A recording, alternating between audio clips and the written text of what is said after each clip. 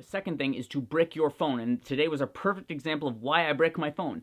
First of all, your phone should be on airplane mode all night. It allows you to wake up and not look at your phone immediately, and you can just focus on you for a little bit. Maybe listen to something inspirational, do a priming exercise, meditate, journal, whatever the hell it is that you feel like you need to do.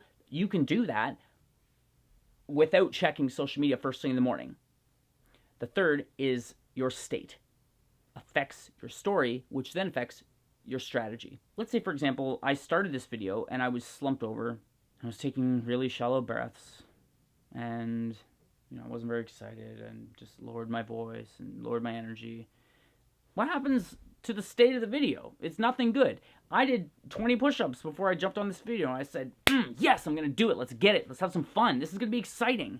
And that comes through on video. It's a great lesson to get yourself in a good mood before you get started doing something, especially things that are going to change the future, which is essentially every decision that you make in the world. So I don't know what else to say. That's the third one. The fourth one is just one of the most basic things ever, but it has actually served me so much, and that is to use a Pomodoro timer. Work for 25 minutes, take a 5-minute break. I like to reset my energy and reset my nervous system every 25 minutes. So I work for 25, unless I'm doing something really intense that requires me to be focused for like 2 or 3 hours. But normally I'll work for 25 minutes and then I'll just completely stop and I'll stretch and I'll do like some squats or some lunges or some push-ups, and it just resets my body and says like, okay, dude, you gotta get some energy, you gotta get the blood flowing. I'll do some jumping jacks, listen to some music. It just is a way to like get re-engaged, right? If you're sitting at a computer especially, it's too easy to just not feel like that great. So just I do that and it works so well. So Pomodoro technique and the 5 minutes in between your work sessions should be like just resetting your energy. The last thing, and probably the most important, is that you must know your outcome.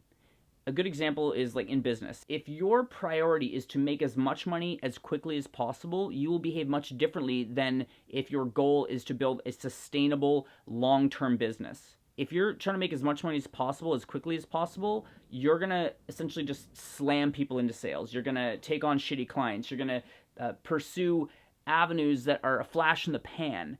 Whereas if you are focused on building a sustainable, scalable company that can be sold in the future, your brain just doesn't even process. Like, you'll say no to shit clients. You'll say no to the wrong clients. You'll say yes to clients that are aligned with your vision. But in order to do that, you must know your outcome. And this is another one from Tony Robbins. I've been doing their RPM training. I'm in their coaching program. I'm in their inner circle. I can assure you that that investment has been more than worth it. And I am eager to talk to you in day 3. But that's it for this video. I love you. Okay, bye guys.